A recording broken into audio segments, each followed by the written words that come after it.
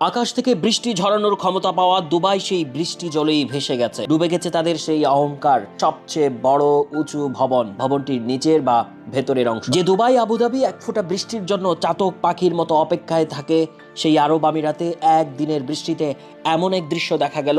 বৃষ্টির পানির ঢলে ভেসে যাচ্ছে তাদের দামি দামি সব গাড়ি। বলা হয়েছে দুবাইয়ের ৭৫ বছরের ইতিহাসে সবচেয়ে বেশি বৃষ্টি হয়েছে।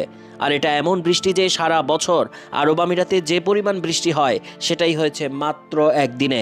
তবে দ্রুত পানি যাওয়ার ব্যবস্থা করা, এমনকি হেলিকপ্টার দিয়ে উদ্ধার তৎপরতা চালানো বিশ্বের নজর কেড়েছে। যে কারণে এত বড় আকস্মিক বন্যা পরিস্থিতিতেও তাদের তেমন কোনো প্রাণহানির ঘটনা ঘটেনি। অথচ আমাদের মতো দেশে একদিনের জন্য এমনটা হলে বহু সপ্তাহ মাস লেগে যেত শুধু এই পানি সরাতে। আর কত যে প্রাণহানি হতো সেটা তো গেল ২-১ বছর আগের বন্যাতেও দেখা গেছে।